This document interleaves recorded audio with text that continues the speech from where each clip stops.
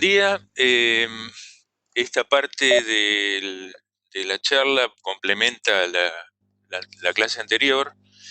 Estamos hablando de aspectos de la arquitectura y la ciudad en la actualidad, en la contemporaneidad. En la clase anterior desarrollamos tres temas que eran fenomenología, minimalismo y arquitectura diagramática, y hoy la idea es desarrollar dos temas, que es el tema del patrimonio moderno en la actualidad, como se está considerando, y lo que denominamos arquitecturas informales. Estos cinco temas, por supuesto, no agotan todas las cuestiones contemporáneas, sino que plantean simplemente esas temáticas. Bueno, para comenzar, el tema acá lo denominamos patrimonialismo, a este auge que existe de la memoria y de los temas de patrimonio, especialmente a partir de la década del 80 o fines de los años 80 hasta la actualidad. Este libro, En busca del futuro perdido, de Andreas Huizin, es un crítico literario alemán que es radicado en Estados Unidos y nacionalizado estadounidense, que hace alusión, por supuesto, al libro de Marcel Proust, En busca del tiempo perdido. Lo que refleja es, bueno, digamos, ante la caída de las utopías de las décadas de 60 y 70, el tema del futuro deja de ser una cuestión central y el tema del pasado deja de ser una cuestión central y empieza a aparecer el tema de retomar cuestiones que pasaron fundamentalmente en el siglo XX. A partir de, fundamentalmente, el tema de todo el recuerdo que se produce en relación a los genocidios. Prácticamente se puede llamar el siglo XX corto de Hobsbawm, se puede denominar como el siglo de los genocidios, porque tanto el judío, el armenio, digamos, infinidad de matanzas que hubo a lo largo del siglo XX, empiezan a ser como rememoradas o recuperadas a partir de la década del 80 en adelante. Por supuesto, esto también coincide con la caída de la Unión Soviética, la reunificación alemana, bueno, el fin de la apartheid, también, como habíamos mencionado la vez pasada, terminan prácticamente las dictaduras latinoamericanas y, bueno, y el predominio de las tecnologías de la información y la comunicación, representado tal vez por Internet, y el auge de los mercados globales. Este tema del patrimonio lo quería reflejar en dos aspectos. Uno es obras de patrimonio moderno que han sido ampliadas, y el otro aspecto, qué obras del patrimonio se consideran actualmente patrimonio de la humanidad, ¿no? ¿Qué obras de patrimonio moderno? Entendiendo, por supuesto, que las obras modernas tienen que ser tratadas de una manera diferente o con sus particularidades respecto al patrimonio antiguo, ¿no? En este caso, voy a mostrar dos obras de Renzo Piano. Lo que estamos viendo es la ampliación del Museo Kimball en Fort Worth, cerca de Dallas, en Texas, que lo realizó en el año 2007-2013, que es una ampliación muy respetuosa del edificio preexistente de Cannes, ¿no? Primero, el edificio resuelve de una manera interesante el acceso al edificio de Cannes, que no se producía justamente por la situación que tenía particular, no se producía por la entrada principal del edificio. Eso lo corrige Renzo Piano y le agrega un edificio que dialoga, por supuesto, con el edificio de Cannes, repitiendo prácticamente la escala, la misma altura, la morfología general es similar, y por otro lado en tierra, el 60% del edificio lo entierra, con lo cual genera una intervención muy respetuosa respecto al edificio preexistente. Acá vemos algunas imágenes. En el corte se puede observar, digamos, la situación del edificio de Cannes con sus bóvedas, falsas bóvedas, y cómo plantea Renzo Piano la intervención, ¿no? El edificio está resuelto fundamentalmente a partir de vigas de madera laminada y una cuidada cubierta, ¿no?, donde superpone paneles fotovoltaicos en la parte superior y vidrios translúcidos curvos que permiten iluminar de una manera difusa, como corresponde en general a la iluminación de los museos, toda la parte de salas de exposición. Aquí vemos algunas imágenes de los muy cuidados detalles técnicos que tiene este edificio.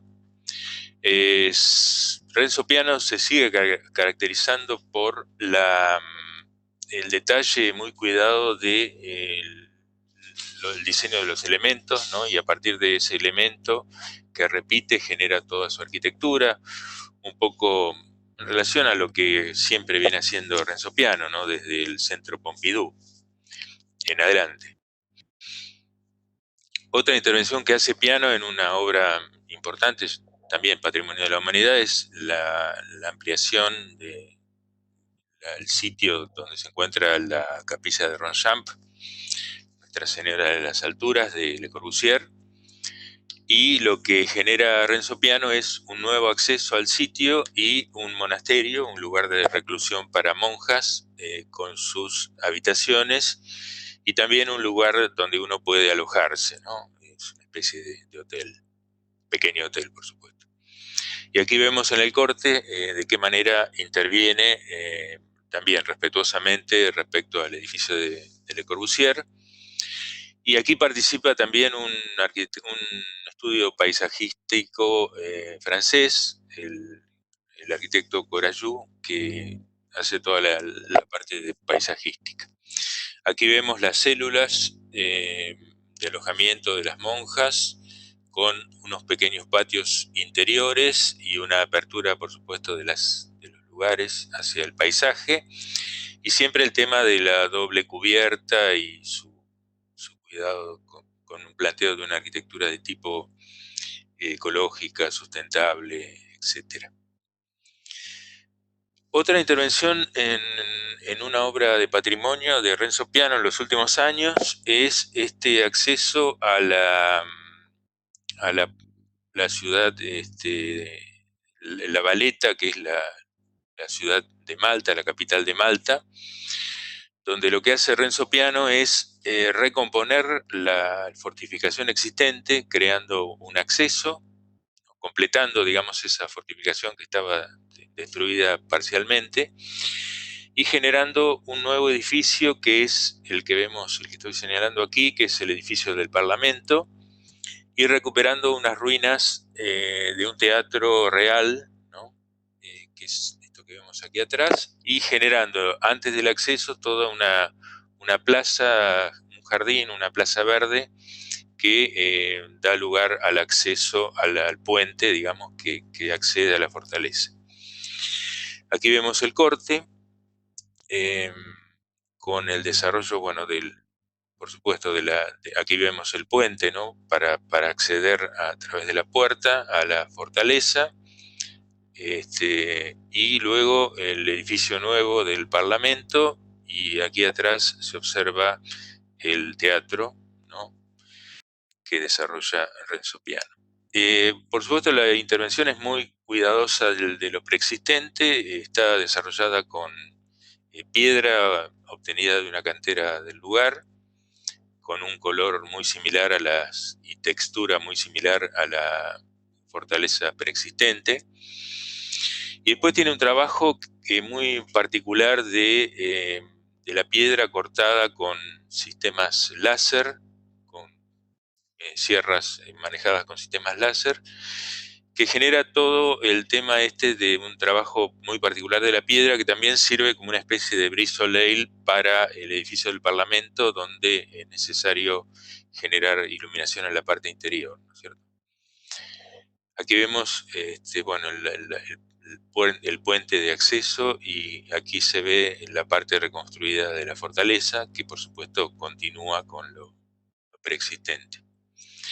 Este es el Teatro Real. Hay unas ruinas, también unas ruinas anteriores al Teatro Real, que están sostenidas por esta estructura metálica, que sirve también de contorno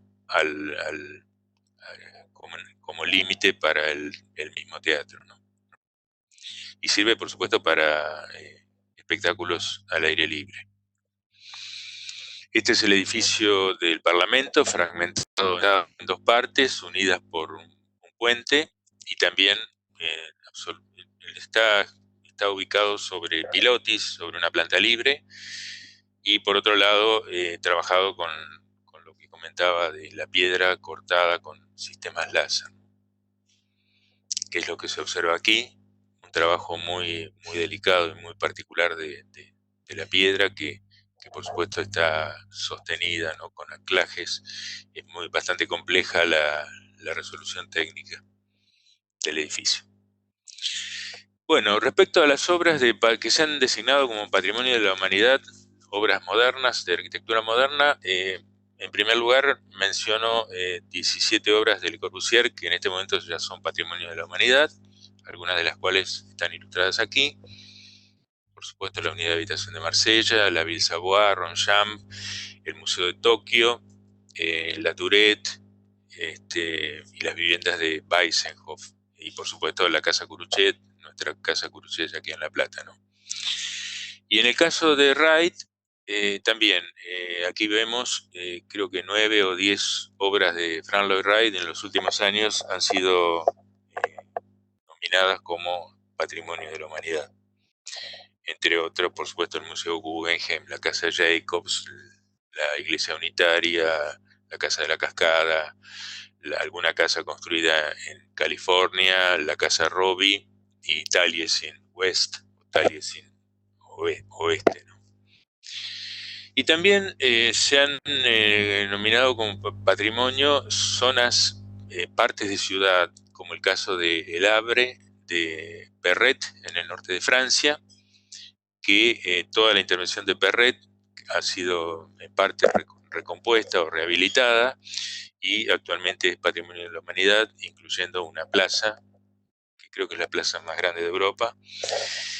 Y también en ese contexto está esta obra que pertenece a Jean Prouvé, que es el Museo de Bellas Artes André Malraux, en el cual también trabajan los arquitectos peruanos Berkeley y Cruz, ¿no?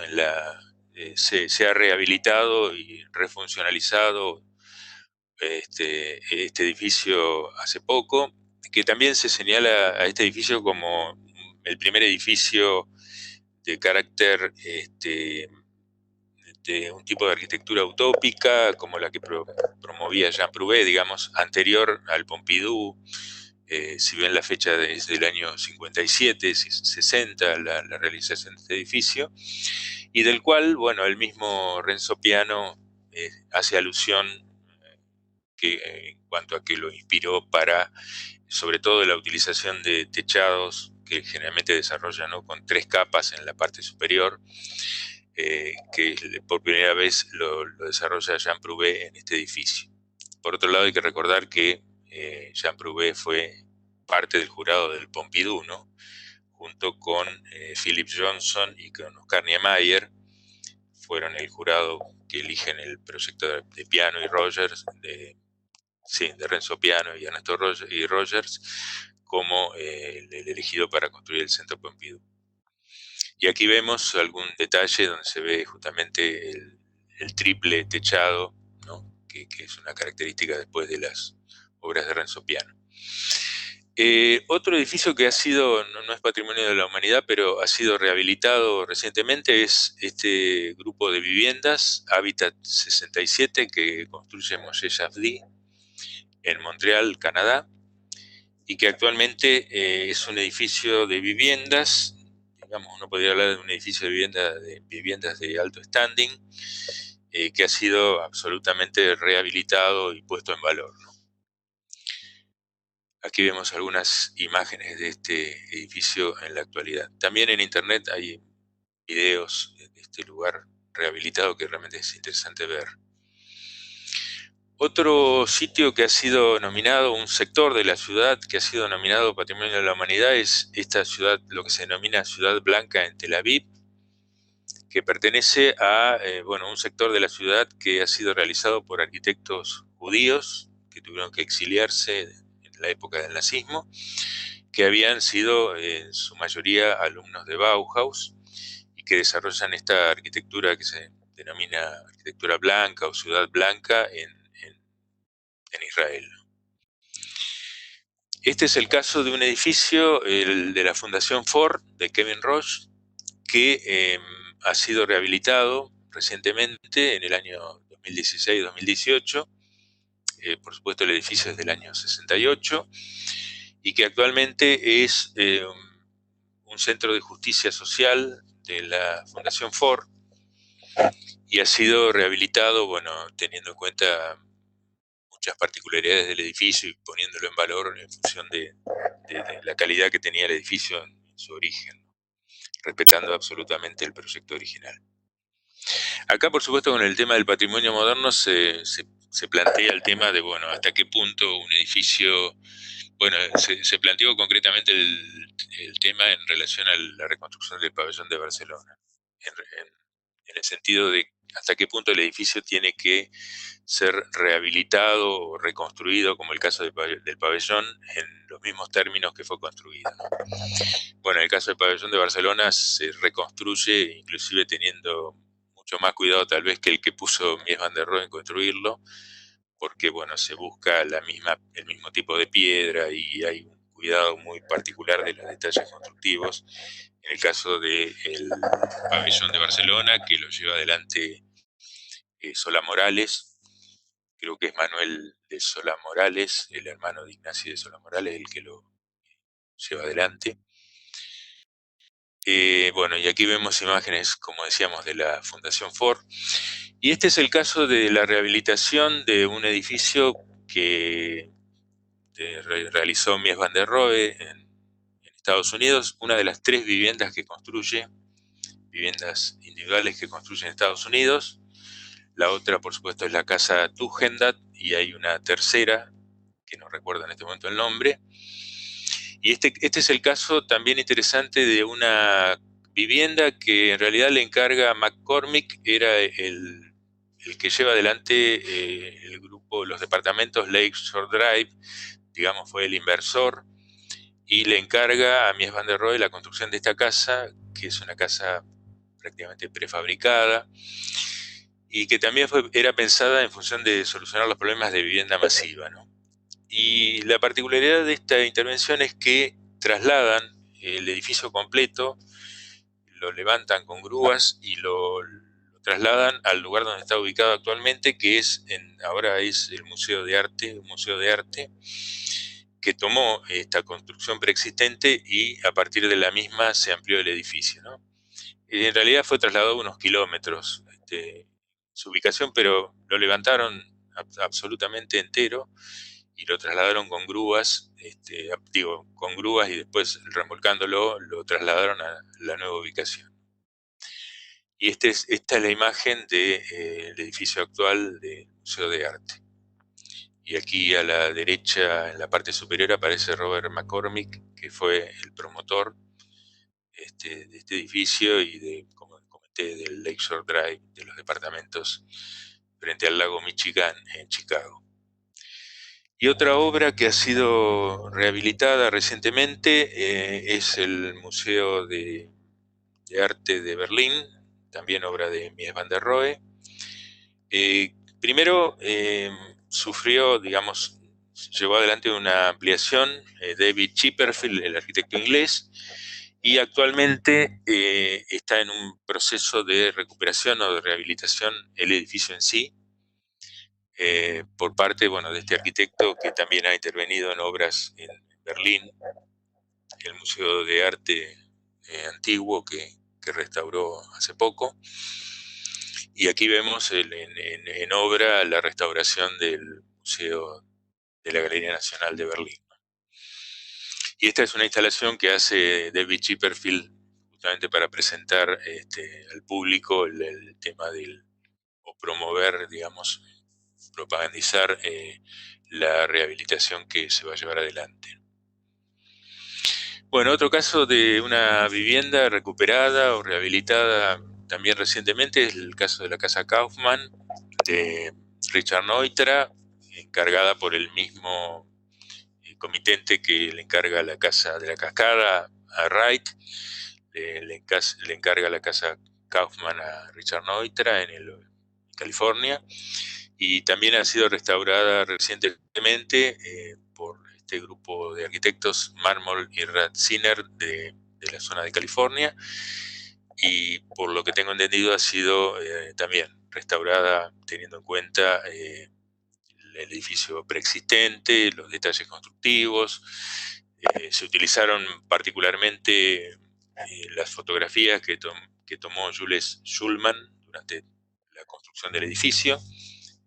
Schulman es un fotógrafo, era un fotógrafo muy reconocido, que se encargó de fotografiar las obras, sobre todo las case study houses y todas las obras de arquitectura moderna, muchas obras de Frank Lloyd Wright, muchas obras de arquitectura moderna norteamericana, y justamente toda la documentación que había respecto a la construcción de la obra fue muy importante para la rehabilitación de este edificio y para poder ponerlo en valor de acuerdo a cómo fue construido originalmente, ¿no?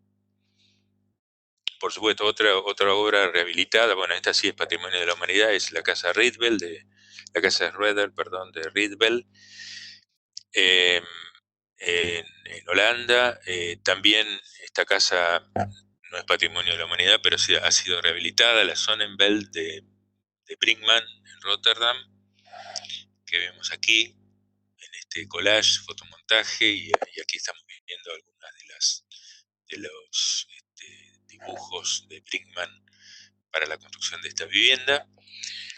Esta fábrica Van Nel también rehabilitada recientemente y denominada como Patrimonio de la Humanidad, patrimonio moderno, esta fábrica de chocolates en Rotterdam, también de los mismos arquitectos. Y en el plano latinoamericano, bueno, por supuesto hay algunos edificios de Niemeyer en Brasil, la misma ciudad de Brasilia es Patrimonio de la Humanidad.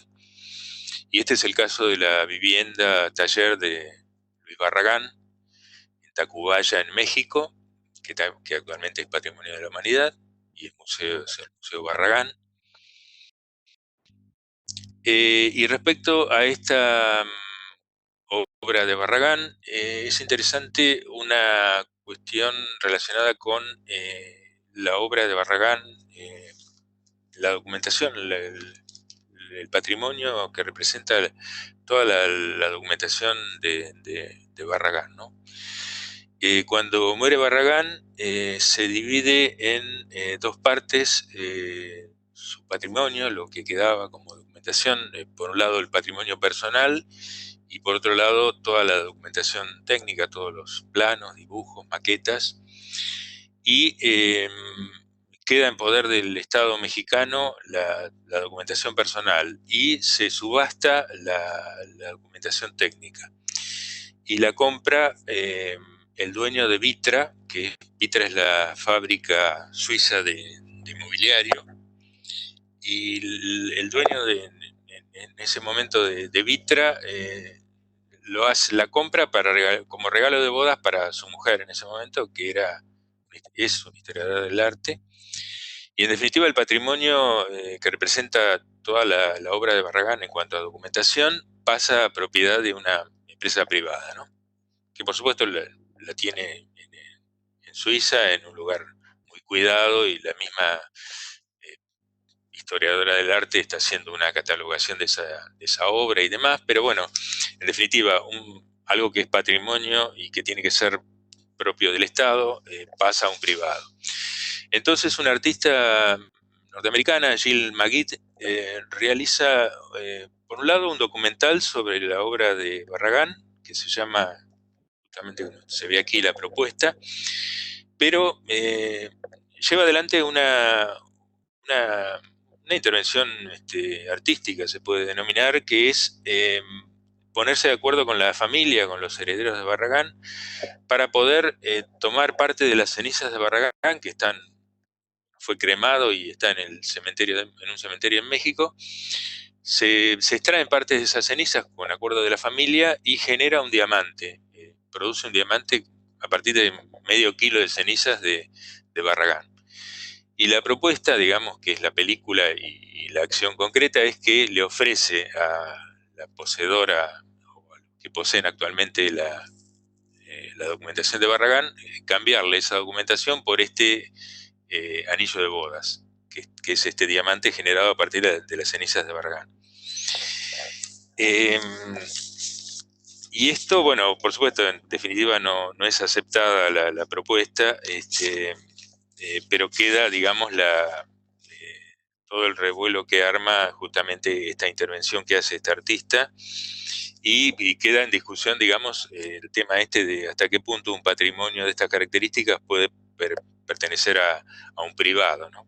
Por supuesto, este tema de la documentación de los arquitectos o de los artistas es un tema bastante controvertido. Digo, por ejemplo, eh, la documentación perteneciente a Stirling, a Cedric Price, están actualmente en el CCA, el centro de enseñanza en Canadá.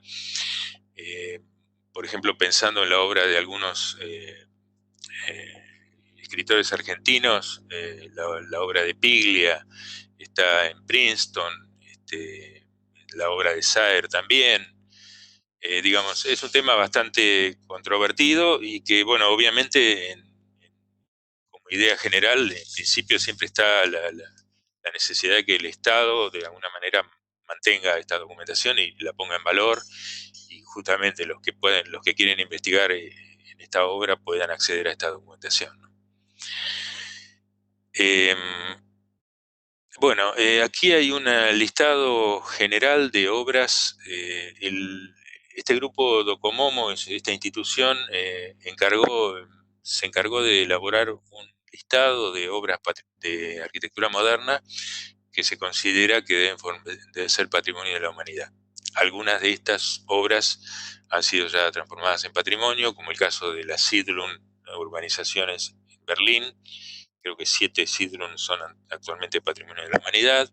Y bueno, y después están listadas, y lo que hizo el ICOMOS, el organismo que regula el tema del patrimonio a nivel internacional, es encargarle a Docomomo la elaboración de este listado de obras que posiblemente sean patrimonio de la humanidad ahora en el tiempo, digamos, ¿no? Entonces, cada grupo de Docomomo en cada país se encargó de seleccionar obras.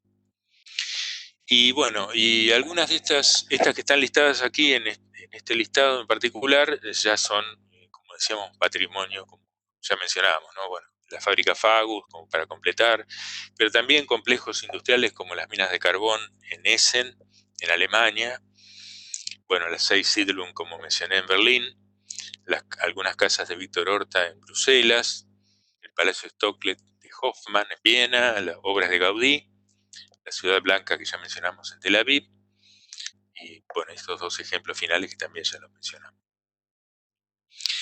Bien, en cuanto al tema de arquitecturas informales, que es el otro tema a desarrollar, tiene que ver con ciertas cuestiones que están señaladas aquí, que es por un lado el tema de la recuperación de la ciudad informal, ¿no? Como un tema de la arquitectura, y la aproximación entonces a este tema del urbanismo, también llamado informal. La recuperación de la cultura popular y vernacular, el tema de la participación de los usuarios también, que es un tema propio de planteos de la década del 60, ¿no? Y también una cosa que señala Montaner es que estas arquitecturas informales también tienen su origen en la renovación pedagógica, en la enseñanza de la arquitectura, ¿no? Representada, por supuesto, por una larga tradición que arrancaría en Bauhaus y que llega hasta la actualidad, ¿no? Y también esto está reflejado, por supuesto, sobre todo en el campo de la teoría de la arquitectura y en publicaciones. En el caso de Latinoamérica, bueno, que acá quería señalar una exposición itinerante que hubo hace unos años atrás con estos arquitectos latinoamericanos, ¿no? Emergentes de alguna manera: Rafael Iglesia, Aravena, Angelo Bucci, Solano Benítez de Paraguay, José María Sáez, arquitecto ecuatoriano, y Ricardo Sargiotti, argentino, que, bueno, justamente antes de la muerte de Rafael Iglesia, ya estaba enfermo cuando hicieron una especie de tour por distintas ciudades de Latinoamérica, mostrando sus obras y aparte mostrándose como un grupo que empieza a emerger con ciertas características similares, ¿no?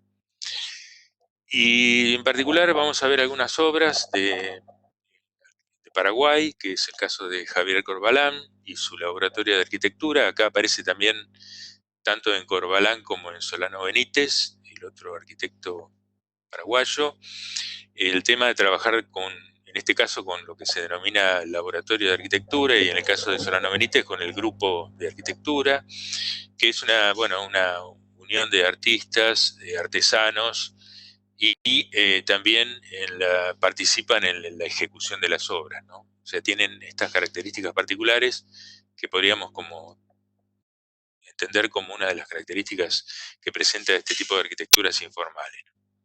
Acá vemos una casa, la Casa Hamaca, que le construye a una cineasta paraguaya, este, reconocida últimamente, que tiene, bueno, esta particularidad que vemos con el semicubierto y, bueno, estas paredes inclinadas. Acá vemos un corte, acá trabaja fundamentalmente con la estructura, ¿no? Como también hace Solano Benítez. Y acá hay algunos antecedentes de obras similares, anteriores justamente a esta, que es el caso de dos viviendas de Souto Moura y una vivienda inclinada en Corea del Sur, que son antecedentes de esta construcción de Paraguay, ¿no? Esta casa se llama la Casa Umbráculo. Acá está, por supuesto, el trabajo del ladrillo, como llevando al límite estructural la posibilidad de utilizar el ladrillo. Eh, por supuesto, recuperando toda una tradición del Adio Dieste Uruguay, del uso del ladrillo a partir como estructural del ladrillo. Acá vemos, bueno, algunas de las plantas y el corte de la vivienda. Y también estas obras, como la capilla de San Miguel Arcángel, que está ubicada en la periferia de Asunción, en el lugar que se llama Cerrito, un barrio que se llama Cerrito, y que está hecha, por supuesto, con mínimos elementos, con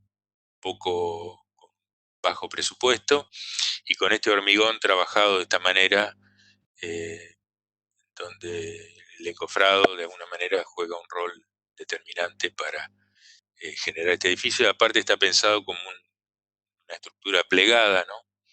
Aquí podemos ver tanto las vigas como las columnas, que son la parte principal de estructural, y el plegado que se genera con esta losa de espesor mínimo, ¿no?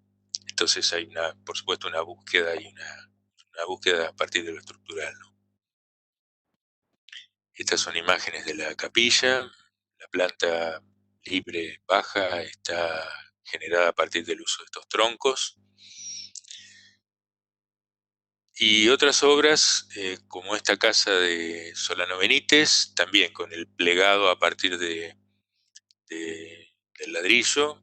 Aquí vemos cómo van construyendo en bloques los ladrillos que después, estas placas de ladrillo que después se van montando. Esta es una casa en una estancia también en Paraguay, también de Solano Benítez, donde volvemos a ver el uso muy particular del ladrillo.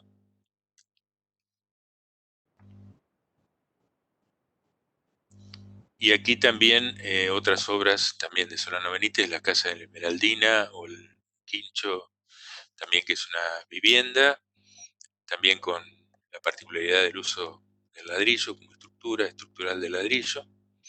Y algunos grupos derivados que han trabajado con Corbalán o con Solano Benítez, como este grupo Tomboli y Carísimo, que realizan algunas viviendas también en Paraguay.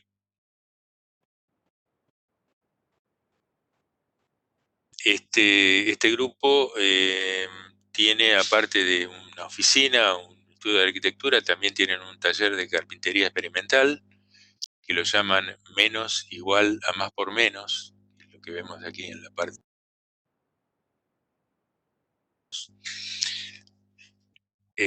Otra vez, ¿no? Las características de un grupo que desarrollan las obras, y también la idea de un taller, ¿no? De experimentar eh, las obras en un taller previamente a su ejecución. Aquí vemos algunas imágenes de estas obras. Y también, bueno, este grupo Duarte Fanego Rojas, que hacen esta casa en el aire, también en Paraguay. También una búsqueda estructural muy arriesgada. Y otro grupo que se podría denominar como perteneciente a estas arquitecturas informales, aquí vemos a lo que se llama la generación dorada de arquitectos chilenos. Es Milan Radic, en primer lugar, a la que vemos a la izquierda, Matías Klotz, Cecilia Puga, Ira Razábal en la parte inferior y Alejandro Aravena, por supuesto. Milan Radic ha sido publicado, hay 2 revistas El Croquis dedicadas a su obra, es un arquitecto que se formó por supuesto en Chile y que después realizó algunos estudios de posgrado en el Instituto de Arquitectura Universitario de Venecia, y que ha adquirido renombre internacional. Hay una anécdota que cuenta Pérez Oyarzún, historiador y alguien que se dedica a la enseñanza de la arquitectura en Chile, que Silvetti, bueno, le pide un listado de arquitectos emergentes chilenos y bueno, y él le presenta o le envía estos 5 arquitectos para una exposición que se hace en Estados Unidos, ¿no? Y a partir de ahí, a su vez de que cada uno tiene contactos porque estudian en el exterior, empiezan a ser reconocidos a nivel internacional. Bueno, acá en esta imagen hay un artículo que se llama El juego de los contrarios, que escribe Alejandro Crispiani, que es un arquitecto argentino que fue parte de la cátedra Gentile, Aleata Gentile Gandolfi. Ahora reside en Chile, está trabajando en Chile, y bueno, y escribe un artículo crítico sobre la obra de Radic. Y justamente el juego de los contrarios hace alusión a que trabaja siempre con antagonismo, ¿no? El arte popular contra el arte culto, lo prefabricado contra lo artesanal, la inclusión del arte como un tema primordial para la arquitectura. Su esposa Cecilia Puga, no me acuerdo el nombre, pero es Cecilia, también interviene en sus obras generalmente. Y bueno, y también tiene una mirada hacia las construcciones frágiles, lo que él denomina construcciones frágiles, que es un relevamiento que hace de construcciones a lo largo y ancho de Chile, a lo largo, no a lo ancho, sino a lo largo de Chile.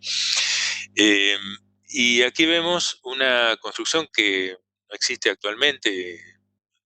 A partir de un terremoto desapareció esta construcción, que es lo que se denomina una casa chica, que se construye justamente, bueno, Marcela Correa es la esposa de Radic y es la artista plástica. La construyen como un refugio para ellos, y bueno, quedó destruida por un terremoto. Y algunas construcciones que realiza, por ejemplo, en la isla de Chiloé, ¿no? Retomando construcciones de tipo vernácula, como estas viviendas que se transportan por el mar, ¿no? Que es una construcción particular de la isla de Chiloé, y que de alguna manera repiten en esta construcción contemporánea. Y aquí vemos algunas de las obras en la costa del Pacífico de Chile, como esta casa, Pite, en la quinta región. la elección de estas piedras que vemos como una especie de monolitos, megalitos, el acceso a la vivienda es obra de Marcela Correa, de la artista plástica que mencionaba, ¿no? Es la casa del poema del ángulo recto, que también está ubicada en el mismo lugar que quedó destruida la casa que mostraba anteriormente, la casa refugio que mostraba anteriormente. Esta casa, el poema del ángulo recto es una publicación, es un poema de Le Corbusier que publica en el año 1955. Es un poema con una serie de litografías donde, bueno, es una especie de homenaje de Le Corbusier al ángulo recto y donde Le Corbusier plantea, digamos, cuáles son sus concepciones, ¿no?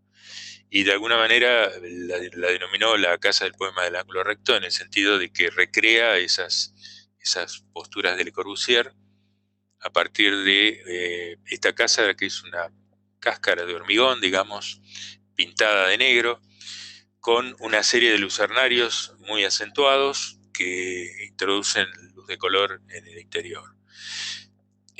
Todo el interior está revestido con madera de cedro y el exterior tiene esta forma, digamos, tiene esta textura del hormigón negro que genera, por supuesto, una diferente relación entre el exterior y el interior.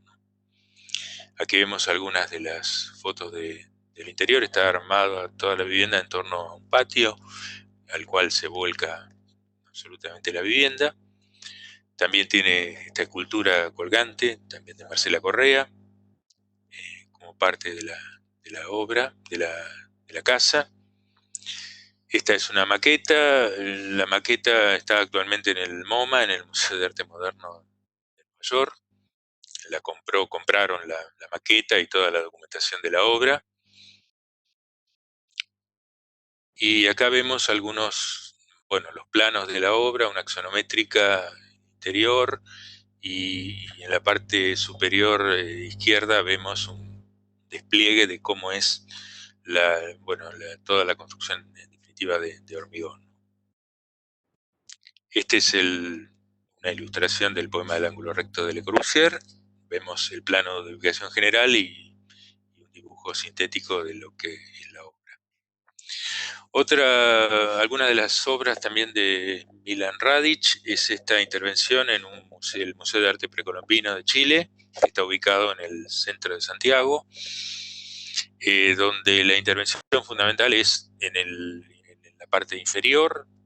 Hay una excavación donde se ubica gran parte del edificio y después se recupera un edificio preexistente con dos patios, uno de ellos cubierto con una membrana de plástico con material similar al que se utilizó en el Estadio Único de La Plata, ¿no?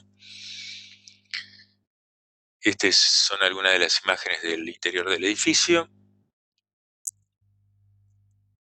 Y esta es la ubicación del edificio cerca de la Plaza de Armas, en el centro geográfico de Santiago de Chile, próximo a la Catedral Metropolitana bueno, como mencionaba, la Plaza de Armas, donde está el museo que lo realizó Cristian Undurraga, justamente en la Plaza de Armas, una obra también bastante reciente. Aquí vemos una imagen de la maqueta donde se ve toda la intervención en la parte inferior del edificio y la cubierta de esta membrana translúcida.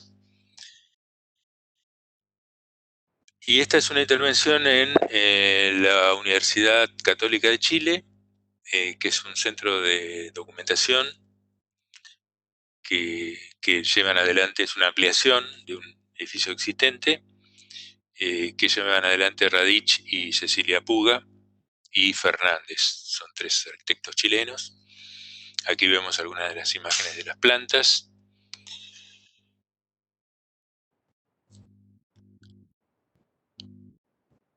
Esta es un teatro que ejecuta también Radich con la particularidad de colocar una especie de carpa de circo en la parte superior y acá otra vez vemos el tema de la recuperación de arquitecturas vernáculas o arquitecturas espontáneas. Y aquí vemos bueno, el edificio preexistente como estaba antes de la intervención. Y también lleva adelante este restaurante mestizo en un parque, el Parque Centenario, el Parque Bicentenario en Chile, que es toda una intervención paisajística, en la cual lo que realiza Milan Radic es este restaurante en el año 2005. Tiene la particularidad de estar apoyado sobre estos grandes bloques de piedra, y a partir de ahí se construye la estructura de hormigón en la parte superior. Y esta es la ubicación, en rojo se ve la ubicación del edificio en relación al parque del Bicentenario. Esto tiene que ver en el plano de la renovación de la enseñanza de la arquitectura, tiene mucho que ver la obra de estos arquitectos chilenos, en particular la de Radich, con la Escuela de Valparaíso, que es una escuela de arquitectura chilena que se desarrolla a partir de la década del 50, 1955 en adelante, que tiene que ver también con la construcción de lo que se llama la ciudad abierta de Ritoque, que es, en principio fue el lugar donde vivían los docentes y alumnos, en el origen de la facultad esta de arquitectura, la Escuela de Arquitectura de la Universidad Católica de Valparaíso, que está ubicada al norte de Santiago de Chile. Y bueno, todo el experimentalismo que representó y la renovación que representó en el campo de la enseñanza de la arquitectura esta Escuela de Valparaíso. Aquí vemos algunos de las realizaciones de los estudiantes del año 56 y del año 75. Y ha sido, bueno, este es un escrito donde plantean cuál es la idea de este grupo de arquitectos que también pretendían como generar una capital de Sudamérica en Santa Cruz de la Sierra, que estaría como ubicada en el punto central geográfico de América Latina. Bueno, tiene que ver con la construcción de esta idea de ciudad abierta de Ritoque y de la Escuela Experimental de Valparaíso, ¿no? Y esta es una embarcación que utilizaban y creo que todavía utilizan en viajes que hacen de estudio con estudiantes a distintos lugares de Chile, del sur de Chile y del norte, a partir de la utilización de esta embarcación, que también fue construida por ellos mismos, como parte de la enseñanza que llevan adelante, ¿no? Y en el caso de Chile, otra cosa importante a señalar es estas universidades de reciente creación, como la Universidad de la Escuela de Arquitectura de Talca o la de Bio Bio, que han también representado una renovación en la enseñanza de la arquitectura. Aquí a la derecha, en la parte superior, vemos esta publicación Talca de Juan Román, que es el actual director de la Escuela de Arquitectura, y en esta publicación de alguna manera reseña cuál es la propuesta pedagógica de la facultad. Y en la parte inferior vemos el caso de un grupo que enseña en Estados Unidos, de una escuela de arquitectura, que plantean la enseñanza de un arquitecto que esté involucrado con la comunidad y que trabaje con los problemas reales que presenta su comunidad. En este caso es en Alabama, ¿no?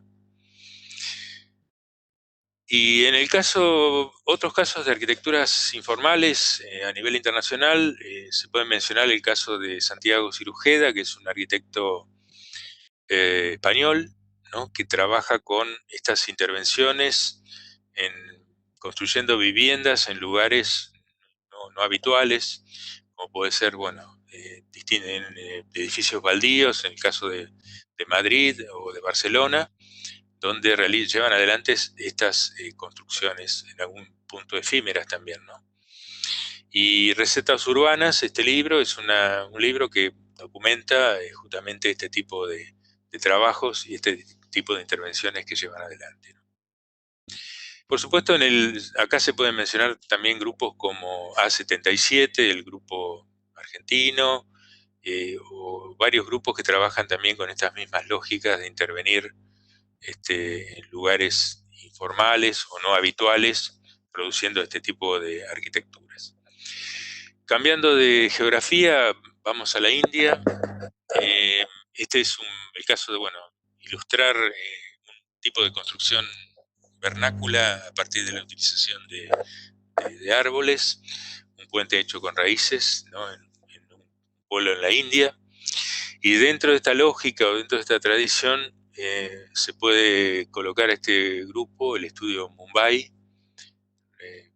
que lleva adelante Bijoy Jain, que es el arquitecto que aparece aquí, que, bueno, él se forma en Estados Unidos, en San Luis, y trabaja en Los Ángeles y en Londres.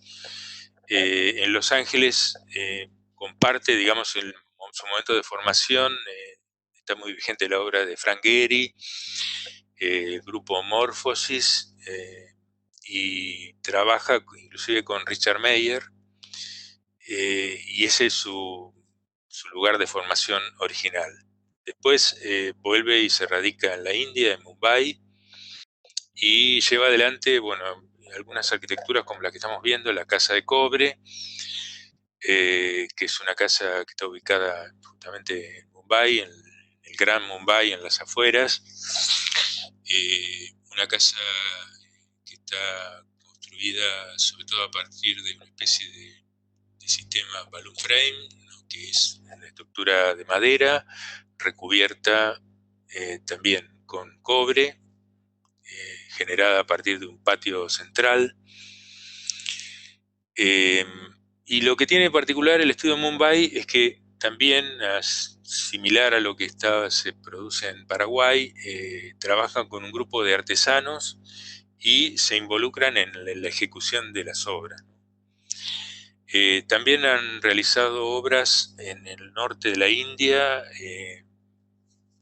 para una fábrica de tejidos de una tejedora japonesa que decide invertir en la India y bueno, y llevan adelante una fábrica de tejidos, también recuperando el tema de la tradición artesanal de tejidos hindúes, y bueno, también desarrolla otro tipo de obras este grupo Mumbai, como algunas rehabilitaciones de edificios en Francia. O sea, han ampliado su radio de acción a lugares como Japón o Francia, ¿no? Como lo que mencionaba. Aquí vemos algunas de las imágenes de su estudio de arquitectura. También una cosa que realizan es artesanías que van recolectando de distintos viajes. El arquitecto lo que menciona siempre es los viajes que realizaba con su padre, siempre en toda la geografía de la India, que le sirvieron evidentemente mucho para su trabajo posterior, ¿no? Esta es una rehabilitación que realiza en Mumbai también, y que son 6 viviendas, viviendas en patio, ¿no? A partir de recuperar una fábrica abandonada, se recupera parte de la estructura y todo un muro perimetral de basalto, y se generan una serie de 6 viviendas, y una de esas viviendas es el estudio actualmente de Mumbai, ¿no? Que es la imagen que estamos viendo aquí a la derecha.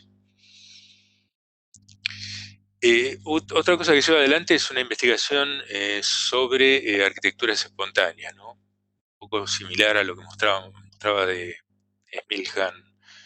Smilan Radic. Documenta, digamos, situaciones de arquitecturas espontáneas en la India. Bueno, en el caso de la izquierda es cómo se construyen estas bóvedas, estas estructuras, ¿no? A partir de, del uso de ladrillos, y bueno, después es justamente esa cimbra o esa estructura que se hace para la construcción posterior, queda en el lugar. Y a la derecha vemos estas viviendas que son trabajadores que se trasladan a determinados lugares de la India para trabajos temporarios y duermen en estos lugares, ¿no? Estas telas que les permiten generar este tipo de vivienda espontánea, ¿no? Esto es lo que le interesa a Bijoy Jain, y lo que le interesa también de alguna manera recrear en sus arquitecturas, ¿no? También menciona bastante la obra de Charles y Ray Eames, que trabajan un poco también con esta lógica del coleccionismo, ¿no? también estuvieron ellos en la India, y se interesaron también por algún mobiliario hindú y demás. Me refiero a Charles y Ray Eames. Algunas de las exposiciones que se han organizado relativamente recientemente son estas en España, también del año 2012 y 2014. Una se llamó Arquitectura a lo común y la otra Arquitectura necesaria, donde de alguna manera se le daba visibilidad a este tipo de arquitecturas informales, ¿no? Y aquí los arquitectos que exponían obras eran, bueno, Francis Queré, el arquitecto africano, Solano Benítez, de Paraguay, nuevamente lo mencionamos, Anna Heringer, que es una arquitecta alemana que estudió en Alemania y desarrolla su trabajo, parte de su trabajo en Bangladesh, y Anupama Kundu, que es una arquitecta también hindú. Otra exposición en relación con estas arquitecturas informales fue una exposición en el año 2010 en el Museo en el MoMA, en el Museo de Arte Moderno de Nueva York, que se llamó Nuevas Arquitecturas de Participación Social, pequeña escala, grandes cambios, y aquí las obras que se pusieron, o los arquitectos que pusieron obras, otra vez Francis Queré, bueno, Alejandro Aravena con su intervención en el grupo de viviendas en la Quinta Monroy en Iquique, y arquitectos eh, bueno, Lacaton y Basal, los arquitectos franceses, Teddy Cruz, que es un estudio de arquitectura de California, que aquí vemos una intervención que hacen, bueno, una casa familiar, que es un lugar para atención de refugiados en California, y también un desarrollo de viviendas, esto que se llaman sitios prefabricados, que es como de alguna manera reponer la idea de la ciudad informal en este tipo de construcciones, ¿no? Por supuesto trabajan en la frontera entre México y Estados Unidos, donde está presente todo el problema de la inmigración, por supuesto el muro construido entre Estados Unidos y México, y toda la problemática social que representa esta zona de frontera entre una zona rica de Estados Unidos y una zona muy marginal o con muchos problemas sociales en México, ¿no? Y Anna Heringer, que es la arquitecta alemana, bueno, desarrolla su trabajo en Bangladesh porque había vivido en algún momento en Bangladesh. Y bueno, acá está la idea de recuperar, trabajar con arquitecturas de adobe, ¿no? Con este material, el ladrillo, que es una tradición propia del lugar. Y acá se construye estas escuelas, ¿no? En este contexto de zonas de mucha pobreza. Esto es también de la misma arquitecta.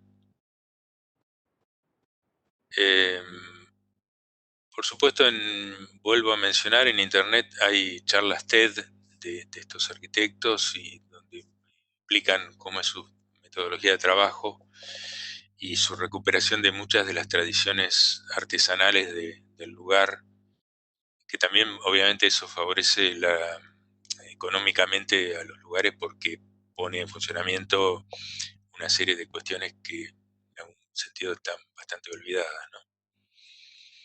Estas son algunas construcciones también de esta arquitecta.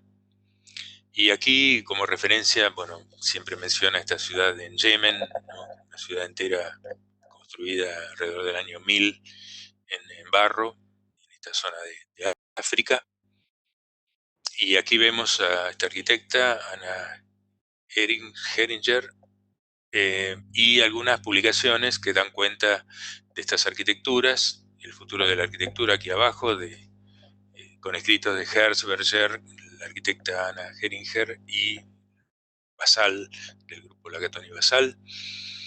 Y en la parte superior también una publicación relacionada con arquitecturas de tierra o de barro, hay, bueno, infinidad de publicaciones en relación a estos temas. Eh, Esta es una escuela secundaria que realiza en Burkina Faso Francis Cré, este arquitecto africano que estudia en Alemania y que, bueno, realiza estos aportes a la comunidad a partir de la construcción de escuelas, de centros de salud, etcétera, bueno, en su lugar de origen, ¿no? Que es en Gando, en la ciudad de Burkina Faso. Esto está ubicado, por supuesto, en África Oriental, perdón, África Occidental, hacia la costa oeste. Esta es toda la zona de África que fue la zona de donde prácticamente sacó Inglaterra y las colonias y todos los esclavos africanos salieron de esta zona de África y es la zona que tiene un contacto más directo, si uno ve un mapamundi, es la zona que tiene un contacto más directo con Brasil, ¿no? Con la costa de Brasil. Es interesante, Javan, el músico brasilero, siempre comenta que él viaja a África invitado para, bueno, en realidad un grupo de músicos brasileros viajan a esta región de África occidental para hacer una serie de intercambios culturales y recitales. Y es interesante, como Yavan comentaba, que él encuentra, digamos, obviamente sus raíces son de alguna manera africanas, por supuesto, pero digamos que él encontró los patrones rítmicos que utiliza en su música en, la, en, la, en esos lugares, en esos contextos, ¿no? Porque, digamos, ese tema de la polirritmia, justamente Yavan en particular, es muy interesante el trabajo que hace de polirritmia, ¿no? Y su música está basada fundamentalmente en lo rítmico, ¿no? Pero es interesante cómo empieza a reconocer esos patrones rítmicos en ese contexto. Entonces, bueno, ahí uno ve, ¿no?, la traslación directa de lo que tuvo que ver, digamos, todo el traslado de los esclavos, que por supuesto se trasladan a distintos lugares del mundo, pero en particular a Brasil, ¿no? Bueno, y este es un centro, ya para terminar, un centro de salud, sí, un centro sanitario también construido en Burkina Faso, en este país de donde es originario Francis Queré. Bien, bueno, y con esto doy por terminado la exposición. No sé si hay alguna pregunta o también me interesaría ver si hay alguna pregunta también en relación con la clase anterior, como para dar un cierre, bueno, a esta parte del año.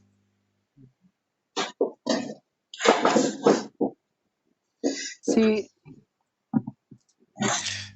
Dejo de compartir pantalla. Dale, buenísimo, Mar.